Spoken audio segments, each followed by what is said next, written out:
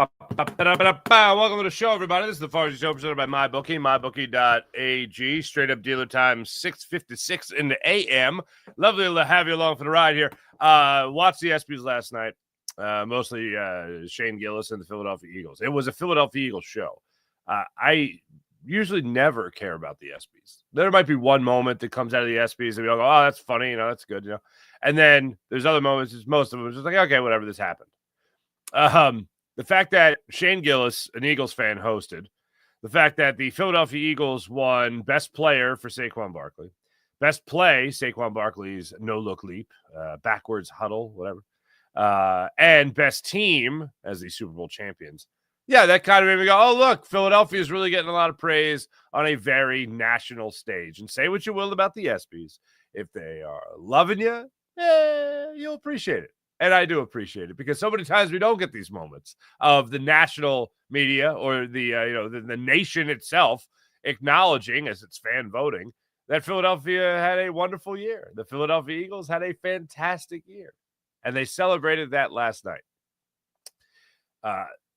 Saquon Barkley not there to accept the award for Best Play, Best Player as well. Jordan Mailata took those honors for him. Thought he did a fantastic job.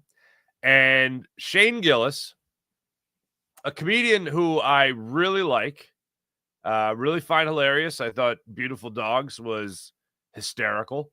I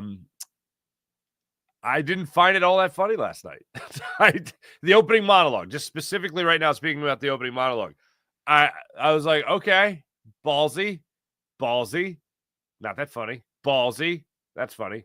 Ballsy, not that funny. All right, can we start the show? That's kind of the way that went.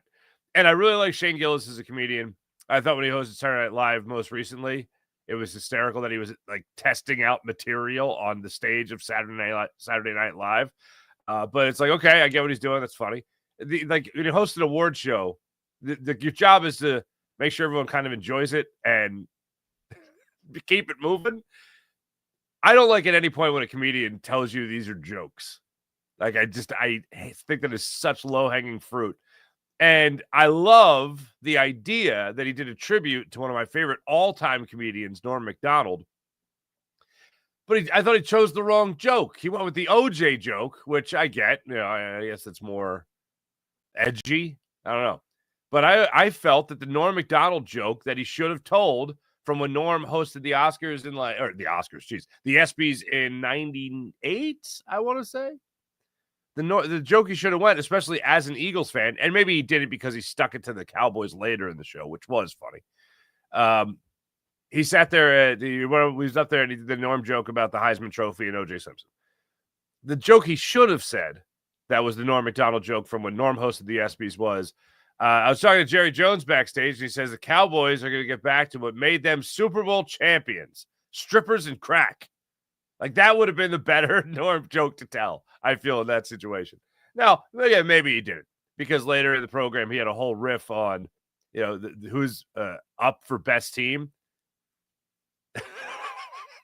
And he was just like, oh, the Eagles are up for best team. Yeah, go Birds. Yeah. And, so are the Dallas Cowboys. No, just kidding. They suck. Go Birds. That it was. And then he did a whole rant that was very funny on teams that were up for best team other than the Philadelphia Eagles. And everything was really, oh, wait, no, that's the Philadelphia Eagles. Sorry.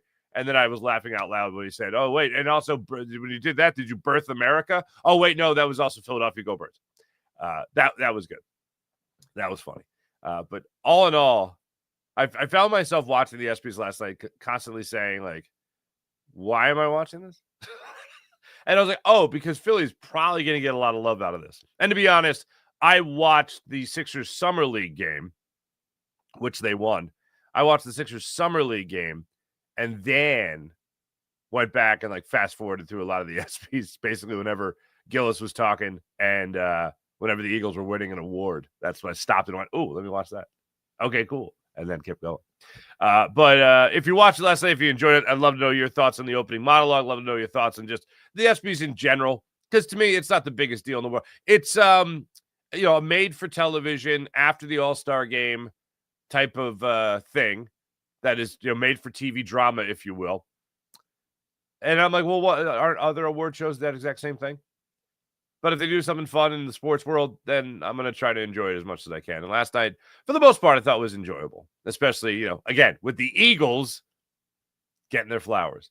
As far as the Summer League game went last night, it was all everything I watched or read for the Sixers last night was all under this cloud of this story on ESPN right now on Joel Embiid. Now, if you haven't seen this story, if you haven't read this story, I get it. I think a lot of people have seen it. I don't think a lot of people have read it. I haven't even finished reading it yet. It is, I don't know, if you printed this thing out, it'd probably be a good 20-page article, and that's an eternity of an article. From what I gather from reading, maybe I don't know, it felt like I was reading for an hour, and I'm a slow reader, but good Lord, this was a long time. Joel Embiid really doesn't want to be misunderstood.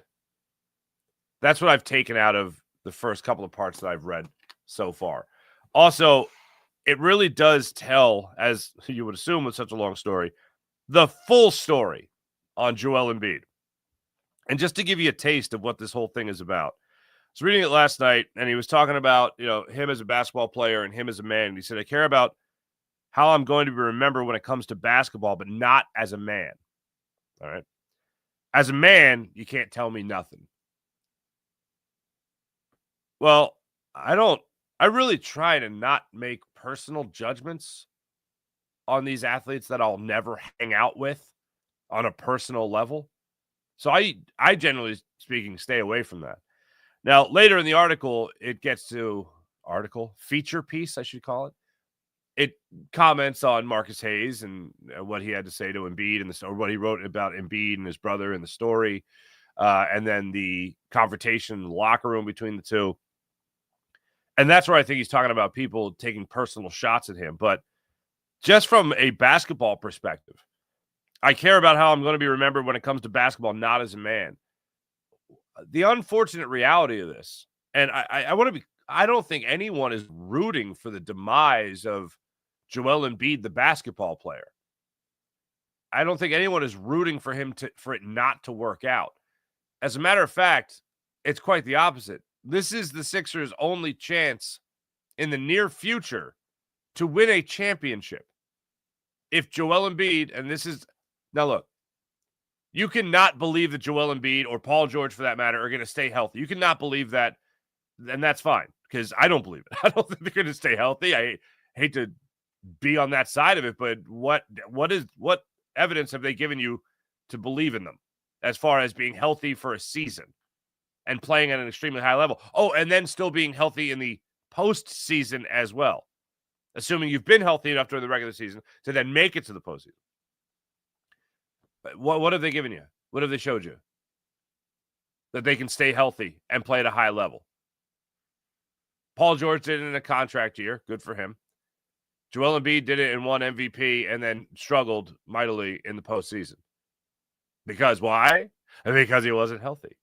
And even like 75 to 85, like 80% Joel Embiid was still the best player on the floor for the Sixers. So, I don't think they stay healthy, and I don't think, bottom line, they get to a championship, and unfortunately, I don't see them getting out of the second round anytime soon.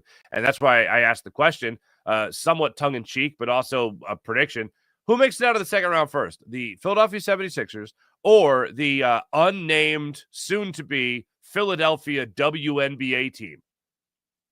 Because there's a world where I can see them like making it out of the playoffs in 30-30, making it out of the second round of the playoffs like 30-30. You get a little magic going for them, I don't know.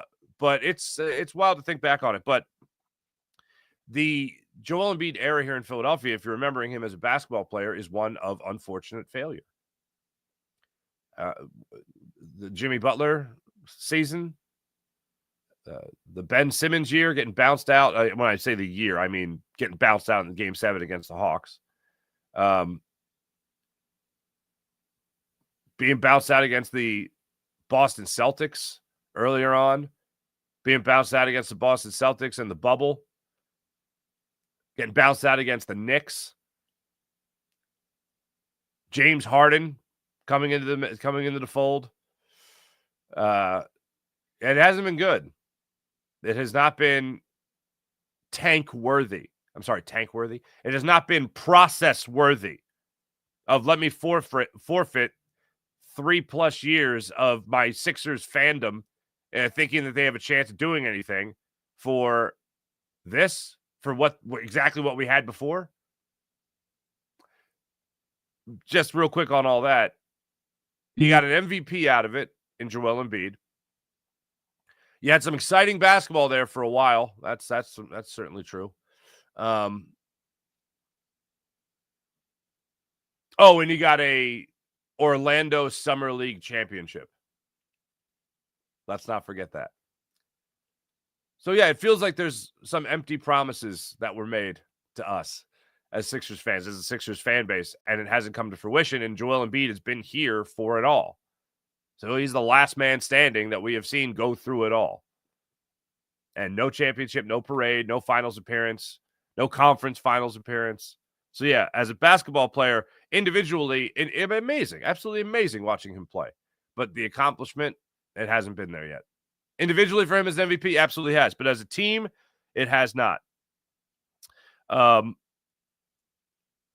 The article also highlighted, again, the column with him and Marcus Hayes and the shoving match. And I thought it was funny that at the end of it, Joel Embiid said, I don't care if the NBA wants to fine me $1 million, $2 million, $5 million, $10 million. I would still do it. If he walked up to me, Marcus, if he walked up to me just like he did, I'd push him away again. That was the first time I ever heard like actual detail of it. That wasn't just like leaked out. I'd push him away again. Okay. All right. Stands by his previous stance on that one. He also talked about how he knew who the leak was in Miami. If you remember, the Sixers opened up like 2-11, and they're in Miami. They're playing terrible. And after the game, Nick Nurse takes forever to come out, and there's no post-game press conference or whatever. And that's when they had the heart-to-heart in the meeting, or the heart-to-heart in the locker room about what this team needs to do to turn it around. Maxey calls out Joel Embiid, and word of it leaked like the next day that all that went down. And Joel Embiid said, I know who did it. And the person writing the story said, you do? By the way, the person writing the story, I don't even want to do injustice to this person's name, but they wrote one hell of a piece. They're also from Africa. I don't want to take a shot at pronouncing the name because I don't want to butcher it, but it's a phenomenal article. Great job reading the article. Great job writing the article. Great interview. He says, I know who the leak was. And he says, the writer says, you do? Yeah, but I'm not going to. The past is the past. The one thing I'll say is it's hard being around people that do those sorts of stuff. That's what it says. That goes back to the trust thing. Throughout the first part of the article, and there's a big portion of this about how Embiid doesn't trust many people. Very, very small amount of people that he actually trusts. That goes back to the trust thing. Once you cross that, you can't expect me to be part of a team meeting again. That's just not going to happen. The way you're talking, it sounds like there's this person's still around. I don't know, says Embiid. Come on, Joel. You know who's on your team right now? Free agency. Embiid says, well, free agency just started. I don't know what's going on. So there's a chance this person may not be around next season? No, Embiid says, there's a chance they're still around. Damn it. Lowry? I don't know. I don't know who the leak was. But apparently Joel Embiid does. As far as his MVP award, he says, if you're this was an interesting part of the story. It's kind of where the writer teased Joel Embiid up for different narratives. This one narrative being you care too much about individual awards. And I got to be honest, I don't really see, I didn't get from any of these narratives that they really captured what a lot of people think. Because at this point, Embiid has won a gold medal. He's won an MVP award. He's won the individual awards. The article also talked about how he thought when he got into the league, he could be a defensive player of the year. He didn't think that he would round out his offensive game enough to be to be an MVP, but he did, obviously.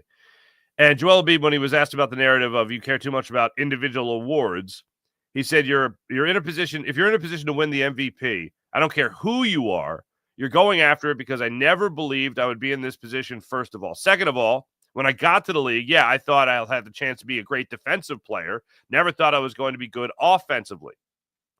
Thought drifts back to the playoffs, irritated.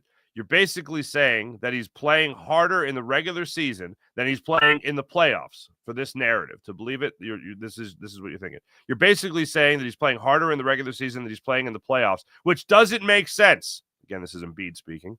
Because if you look at the minutes rise, and you're playing harder, and you do more on both ends of the floor. It takes a detour. He takes a detour into the postseason plus-minus numbers, which measure up with the greats of the game. Then chides himself for sounding like he's a trainer and a confidant. Drew Hanlon, who 13 minutes into a phone call sent him a link of Embiid's playoff stats, and that was about the plus-minus minutes and all that stuff. Yeah. It's a piece to the point that I've read, which pretty much is to that point of the story that just makes me go, well, it's very much explaining who Joel Embiid is. It takes you through the host family or families he had when he came to the United States, a rough upbringing with a family that wasn't at all affectionate, really blaming himself for his brother's passing. It's really what it really lets you in. And a lot of this interview takes place in March at Joel Embiid's house, mansion, as it's referred to. And it starts off kind of with Joel Embiid being disinterested to have this conversation, and then kind of opening up more and more as the interview goes on, and the reporter also feeling as if they're going to be kicked out of the house at any point, where the interview is just going to be over at any point. And while I'm reading it, one thought I had in the back of my mind is there's no question about Joel Embiid being beloved in Philadelphia forever if he wins a championship. And at this point that we're at, like, yeah, there's a lot of stuff that you feel. Any human being, you're reading about struggles or being in an uncomfortable place where you don't speak the language fluently, can't understand a lot of what's going on around you. You feel for anybody in that situation. So I don't lose compassion over something like that. But all that really matters to this fan base is winning. And what's so amazing to me is Joel Embiid talks about when he played the victim card, for instance, when he came back from the Olympics, and it took, I think, 3 minutes for his press conference when he wasn't going to be ready for the opener. Took 3 minutes for someone to bring up, and I think it was Dave Uram from KYW News Radio. Shout out, Dave. Good question. Finally asked him about, well, like, you played in the Olympics, so now you're playing. And instead of being like, well, that was different, he was like, I've done a lot for this city. And, like, you played the victim card. I was like, no, hold on a second. You were injured at the end of last year. Came back, played in the Olympics. I don't give a damn about what the minutes were. You played in the Olympics. One game substantially. I think it was the Serbia game. Played like 27 minutes. And now you're not ready for the regular season here? Explain this to me. I've done a lot for this city. Oh, you've done great. Okay, fine. You know what you haven't done for this city? You haven't won enough. That's what you haven't done for this city. Like, people's patience it's over. It's a great story, again, to the point that I've read. But it lets you behind the scenes with Joel Embiid like we've never seen before, read before. And when I was done reading, I thought, we just want you to win, man. The city of Philadelphia just wants you to win.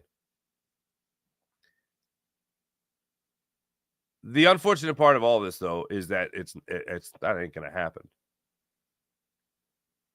I don't have a crystal ball. None of us do.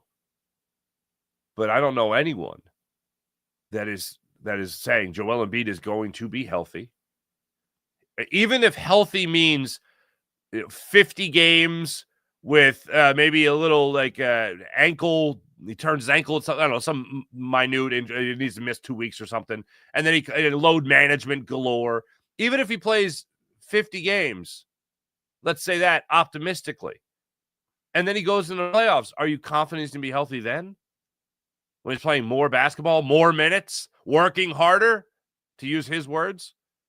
I don't have confidence in that. And then on the other side of things, just forget about Embiid for a second. That's the obvious of the obvious. Paul George, he can't even make it through the offseason. Yeah, it was an injury, but it wasn't a real injury, and he just had to have it cleaned up. The knee just had to be cleaned up a little bit. Okay. So what happens if that needs to go down again in the middle of the season? Great. I look forward to finishing it. I didn't have an hour, unfortunately. I even watched like all the ESPY stuff in like 20 minutes, and that was Eagles based, so that's like that has to be watched. But I was watching this, or I was reading this, and I'm thinking this is the explanation of Joel Embiid. That's what this is, the explanation of Joel Embiid. And I think, some of us, it's good for us to have the background. It's good for us to have that information, to understand exactly what type of person he is, where he comes from exactly, because I think we all knew little stories. One of the things that the article did point out was the story that he told people on Kansas's campus about how he would just tell people that he, as a rite of passage in Africa, he'd go into the jungle and kill a lion, and people believed him. Like, yeah, that sounds like a guy that just every once in a while just wants to mess with people. He also clarified he's not an a-hole. He's a troll. I'm a troll, but I'm not an a-hole. No. Yeah, just win, man. Just win. I can't remember a time ever in my life where I have just watched an athlete or a team and just gone, whatever, win. Like, just so fed up. Just so fed up with explanations, drama, questioning whether or not a guy's going to be healthy. Even when Ben Simmons was here, just looking at the Sixers in general, will this guy develop an outside shot? They just so many questions. Even like the only thing that I really thought about that was even somewhat you could compare was the Eagles and the early days of the Andy Reid era when they were just going to NFC championship after NFC championship. And the thought was, is this guy, are they ever going to get a number one wide receiver? Are they ever going to run the ball? Because it really feels like that would put them over the hump. Oh, and then they got a number one wide receiver. Oh, man, the best season ever. And they actually made it to the Super Bowl. Yes, he didn't play in the playoffs, but he was the best player on the field in the Super Bowl. That's for damn sure. Also, T.O. was at the ESPYs last night. He was cracking up at the Eagles jokes and the Dallas Cowboy jokes as well. Laughing at the Dallas Cowboys. I enjoyed that. But yeah, with this Sixers squad now, I look at it and I go, when's the last? I've had to question so many things with this Sixers team. And now you get this in-depth piece as to who Joel Embiid is. And I'm just like, okay, thank you. It's all great information. This is very well written. A+. But just win, man. That's the only thing anybody cares about. Just win. And then everybody feels good. Everybody feels good. How about that? As far as the Sixers Summer League game last night, speaking of things I actually enjoyed, like I normally don't enjoy the ESPYs. I enjoyed the ESPYs. I normally don't enjoy Summer League basketball, especially if your first-round pick isn't playing. And VJ Edgecombe was, again, sitting out, as was Cooper Flagg of the Dallas Mavericks. He was sitting out as well. And the Sixers played enjoyable basketball. I was talking to Keith Pompey. We did a short after it, and I just went, Keith, I think I might have. Did I actually enjoy that? And it was fun. Mark Armstrong, Villanova product, knocking down threes left and right in the first half, and then all of a sudden is leaping out of the gym in the second half with thunder slams. Janai Broom comes up with another double-double, 22 points, 13 rebounds, hitting threes as well. And they do it all to the tune of a win. They won. So now maybe there's another opportunity we see VJ Edgecombe play again. Maybe. I would doubt it, but maybe. I liked what I had to see last night. I mentioned Janai Broom. He was great. Mark Armstrong, Keva Aluma, I think is how you say his name. He's been a fun player to watch. Judah Mintz has been a lot of fun. Had a wild. He's been one of their best players in summer league, Judah Mintz, and there was one particular play where 3 guys were on him on the perimeter, foul line extended, and all of a sudden, just 3 guys peeled off. I think one went with Broom, the other went with Armstrong, and then just one started just collapsing back towards the paint. And Judah Mintz is just standing there going, okay, and lets a 3 rip and hits it. It was just an odd play that was very Summer League-esque. Like when you see complete breakdowns that look like no one has ever played basketball before, it's not that they've never played basketball before, it's that they never played basketball with each other before. And they have no idea how to communicate on the court. They certainly have no instincts as to how one person is going to react and another person is going to react. So, yeah, you'll get breakdowns where there'll be passes to no one. That happened in the first quarter from Janai Broom, I believe it was. I can't remember who was down on the block. But just stuff like that. And you've seen it throughout the Summer League. But that's Summer League basketball. This particular play, Judah Mintz just looked around and went, yeah, okay, thanks. Hit the 3. And then fourth quarter, they just took over. They started out on a 9-0 run at the end of the third quarter, and going into the fourth quarter, I think they built it up to a 12-0 run. Broom had a really nice lay-in to make it a 10-2 run to start the fourth quarter. And Armstrong, after hitting so many outside threes, 4 of 6, he had 11 points. He had 18 points in 11 minutes in the second quarter. That was pretty impressive. But after seeing him knock down some threes earlier in the game, really started to take advantage of the spacing that they were giving him, taking him off the dribble. And this one particular kick out was a corner 3 to Aluma that made it like 81-69 nice. And the Sixers just ran from there. It was fun. It was an enjoyable game. If you like basketball, it was a fun basketball game. If you like watching basketball where people are watching 76ers or people are wearing 76ers jerseys, that was fun. So there you go. Looks like they're going to have one more game left. And I'll cross my fingers that we get to see VJ come play in that game. Your Philadelphia Phillies are back at it tomorrow night, 6:45 start time, South Philadelphia. The Angels come to town. We are 14 days, exactly 2 weeks. Phillies are going to be playing. Phillies are going to have some great offensive moments. Phillies are going to have some great pitching performances wasted. It's going to be a lot of what you have seen already through the first, unofficial first half of the season. That's what it is. I'll reiterate what I was talking about yesterday. Dave Dombrowski is the most important person in Philadelphia sports for the next 2 weeks. I find myself at this trade deadline to be the least attached to prospects I probably have ever been. If it takes getting you a bullpen arm that you're going to have control of, if it takes getting you an everyday left fielder, then all right, all bets are off. All bets are off. Because here's one thing about this thing. Like John Middleton, if he wins a championship and he sells the farm, so to speak, if in a couple years we're hearing whoever the general manager is at that point or whoever the president of baseball operations is at that point, if we hear, oh, we had to replenish the farm system like we heard with Ruben Amaro Jr. and Cliff Lee trading him to Seattle for, let me see if I got this off the top of my head, Jojo Romero, Tyson Gillies, and Philippe Almond. All of them turned out to be busts, by the way.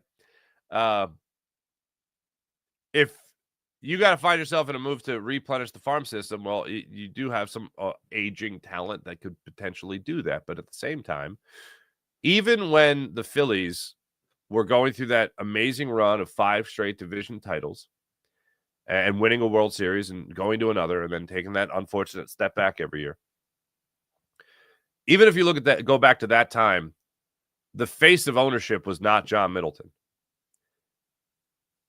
We've never, in my lifetime in Philadelphia, had a attractive owner that would go out there and just make sure that like Bryce Harper got signed or that Trey Turner would make $300 million. This is a different world now. The Phillies are paying. So when you tell me about, well, what about this prospect? And what about this? And what about that? Well, yeah, that would suck to get rid of him.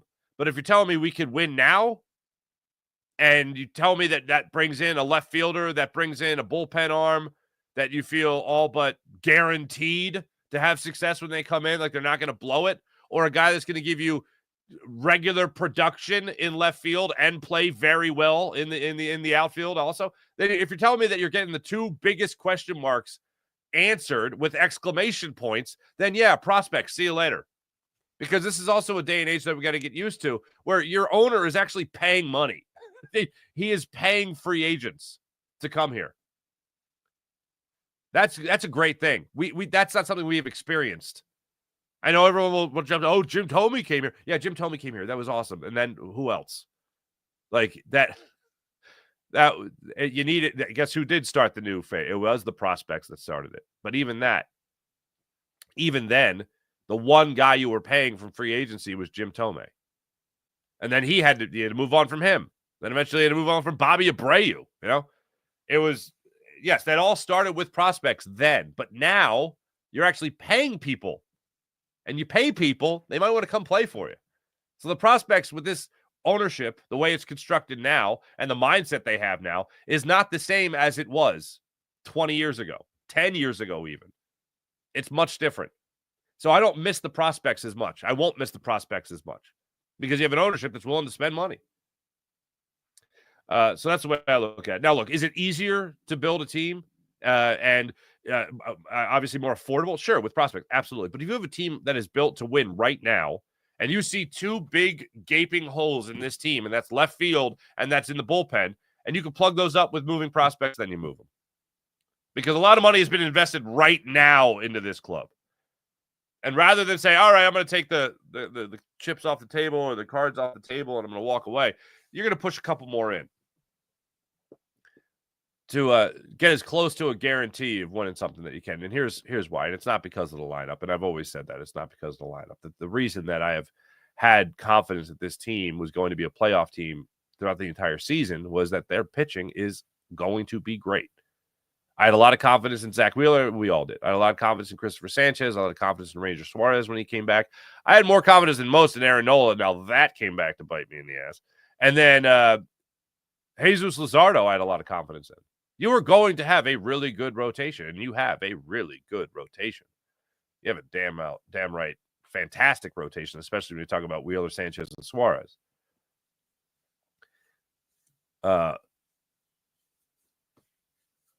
If they're able to get even a guy like Steven Kwan, one of the all-star game heroes, Steven Kwan, who can hit for average, who can get on base and play stellar left field. He can steal bases. He's a top-of-the-order guy.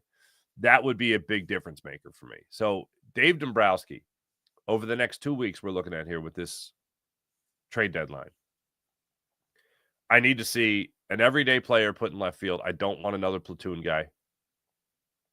I want a guy you know is going to be out there every day. And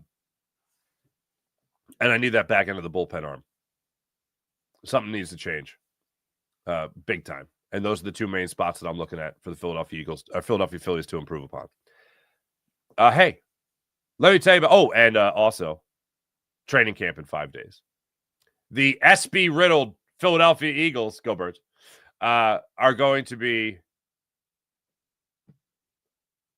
at the NovaCare complex getting ready to climb the mountain again to be Super Bowl champions again.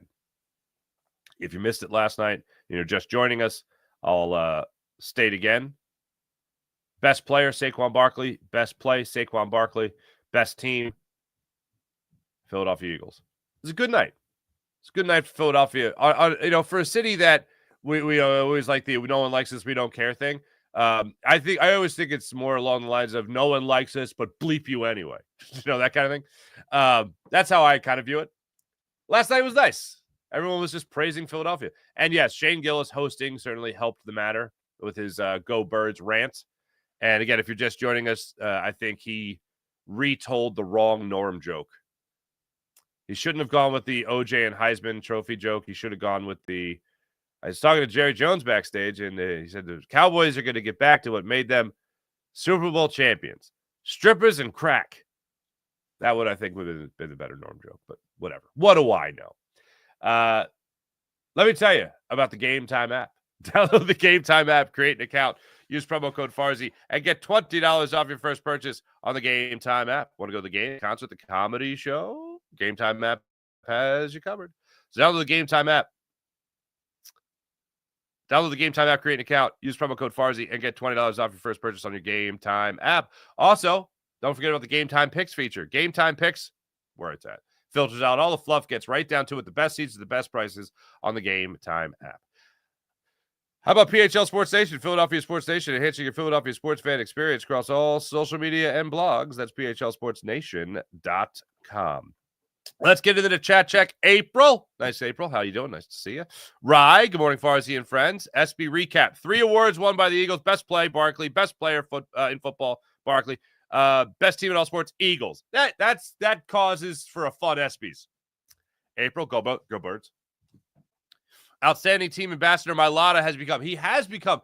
I haven't seen Jordan Mailata in a few years now, but that guy, God bless him. I mean, we all know the story of never played football, rugby player, blah, blah, but when he was just coming up with the Eagles the year after the Super Bowl, I just remember that guy in the locker room, just worried about learning the position. And wondering if Jason Peters is here. Will I ever be that? Lane Johnson is here. Will I ever be that? That kind of thing. And he just always had the best attitude you could ever have. And I see him become this national celebrity now through, obviously, football, the Masked Singer, seeing him speak for the team on the ESPYs, seeing him get interviewed pregame and all that. This guy's awesome. I'm glad you brought him up, Tate Jeffries, because, he absolutely has become a phenomenal ambassador. Making the pick. Was it the Cooper DeJean pick or was it the Quentin Mitchell pick? I can't remember. But that's pretty awesome. CM Punk, hi. Hi. Jason A, good morning. Norman Pearson, hello. The media has a money target. It's Jalen Hurts. Never seen such a polarizing person, knowing full well it would get clickbait. It's all scripted. Scripted hate with some racism. I don't like going there because I don't know the people that are voting, but I don't think I've ever. I'll say this about polarizing person. I don't think I've ever seen anyone be as so by the book and choir boy-esque while becoming so polarizing. Jalen Hurts, let me say this.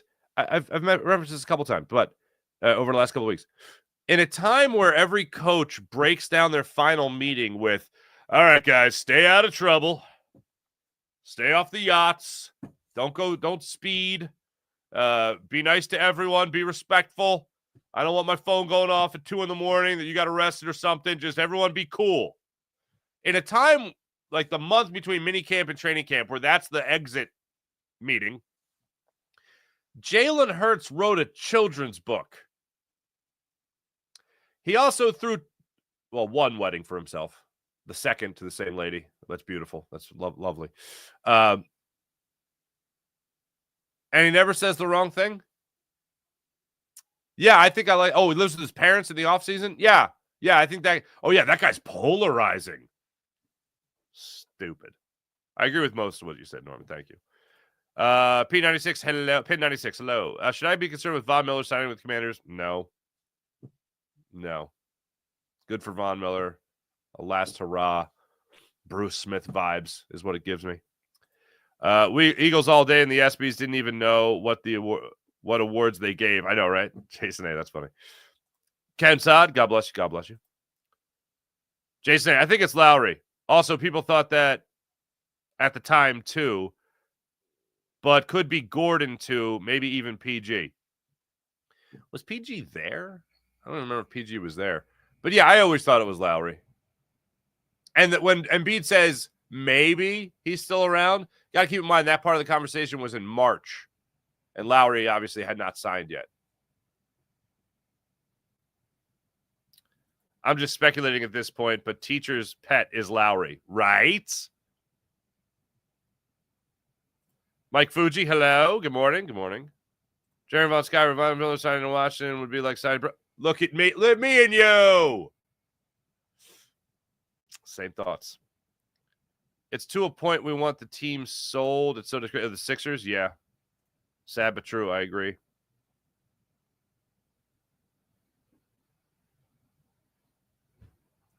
Jason A. Cooper Flag and VJ Edgecombe sitting out because they were 2 and 4 best players in this draft, and they pop off the screen at you compared to anyone else. They want to save them for the regular season. See, that's just, to me, and I agree that's probably the strategy, like save them health-wise. But to save them for, like, this is the time to let them shine. Like, you have 82 games, more than that, obviously, for each team in the regular season. You have your big Christmas Day games and all that stuff. But you have an opportunity here to, when nothing's going on in sports, you have an opportunity to showcase this young talent. I'm doing that if I'm the NBA. No, you guys sit out. Load management. The Summer League. Real, you didn't like Shane's jokes, Farzy? I'm not someone to look at a comedian. Let me make something clear here. I don't understand how people can listen to a comedian and go, oh, that's offensive. Oh, that's offensive. They are a comedian. Everything they do is a joke. Now, whether you thought it was funny or not, that's a different story. The dog wife line he had about athletes, I was like, that's not funny. I wasn't offended by it. I just didn't find it funny. The Go Birds rant, Dallas sucks stuff. I mean, God, I ate that up with a spoon. I thought that was hysterical. The Caitlin Clark joke, I just didn't think it was funny. I wasn't offended by it. I just went, huh? And I really like Shane Gillis. I think he's hysterical. But if you watch him on Saturday Night Live and then you watch him on the ESPYs, like the recent time he hosted Saturday Night Live, the most recent time he hosted SNL, because it was the second time he hosted, I was like, is he just trying out material? Because both vibes where he was just kind of trying out material. And just as a standard thing for comedians, I hate when they say, like, all right, that joke sucked. Here's the next one. Like, I'm like, that. Just tell me the next joke. Like, I don't need you to set up a punchline that you already think is not going to land with, all right, here's the next one. Like, I just generally, as someone who loves stand-up comedy, I just hate that. But the Go Bird stuff was really funny. There's a couple other points I laughed out loud. Like, I thought overall he was fine. I just thought he'd be funnier. The Dallas Suck stuff I laughed out loud multiple times. Oh my God, how did I forget the Tush Push movie trailer? Loved it. I thought that was hysterical. And then he was sitting next to, they come out of the trailer and he's sitting next to Nick Sirianni in the audience. And he's just like, Nick, he's like, Coach, did you really come up with that play? And he's like, yeah, me and the team, the staff, we came up with that one. He's just like, oh yeah, how does that go? And he's like, well, we got the big dudes right behind me. And then Gillis just goes, oh, hey, oh, Coach, hey. And my Lotta's losing it behind him. That was funny. He was funny. The opening monologue, meh. Again, there was the better Norm joke to tell, I feel. Jason A. Farzy, is Bobby Abreu's daughter or sister the weather girl? I think on channel 3 or 10, I forget which one, but I think her name is Lisa Abreu. I have no idea. I don't even know if he has kids. I don't know. Oh, she's gorgeous, though, so that's good. All right. Washington's Scary Terry is very unhappy, says Rye, with the contract. If they move him, woohoo. Yeah, if they move him, I'd love that. Absolutely love it. Morning, everyone. Morning, Sean Gillespie. Hello. Daz, Rooker and Mason Miller. Would love them both. Rooker is a designated hitter. He has played the outfield. He's played left field. If he's willing to play the outfield here in Philly and play it hopefully well, then hell yeah, I want that bat in the lineup. Absolutely. I want that bat. He's a perfect fit. Talk about a perfect fit for a bat in the lineup. He's a perfect fit for a bat in the lineup. He's a DH. That's the only hitch in the giddy up there. If you're telling me Brent Rooker's on the Phillies tomorrow, I'm like, yep, awesome. If you're telling me Mason Miller's on the Phillies tomorrow, yep, awesome. I'm for all of that. Dad, Shane Gillis kills me. I agree. Right. Long live Jerry Jones as long as he meddles. Dallas sucks. True. Daz, Von Miller to the Commies retirement home. I love it.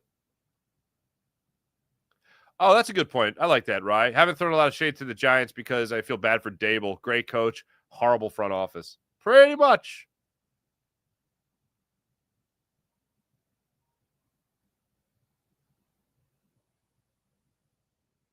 Oh, wait a minute.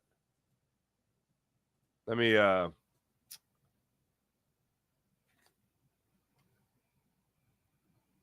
Yep, here it is.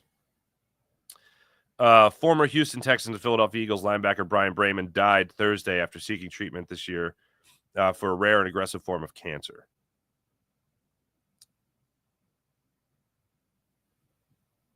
I got to do a couple events with Brian when he was in Philadelphia. I have a video actually on my phone that I took the night the Eagles won the Super Bowl. Of a beautiful exchange between him and Howie Roseman. Just it's such a anytime I got to talk to him, it's just such a. I mean, people say this a lot about athletes, but like, he was just a normal dude, and he was very nice and had the extra second for people. This is like an autograph signing at like a Chickies and Pete's, a bar event that I was hosting, and he was the one of the Eagles that was out on hand there. Just such a good dude. Such a good dude. And when I saw that story come out, I think 2 weeks ago, it's very sad. It's very sad, and I'm very sorry to see that he passed away. Yeah, really good guy. Really good guy. Thanks to everybody in the chat. You guys are awesome, as per usual. I will be back with you guys for Birds 365 is coming up at 8 o'clock. Locked on 76ers coming up later today. Locked on Eagles Squad podcast coming up a little bit later today as well. Noon, as a matter of fact, on the Locked on Eagles YouTube channel. So make sure you guys like and subscribe to all that. My name is Mark Farzetta. I'll be back with you guys tomorrow. See you guys then for the Farzy Show. See you then.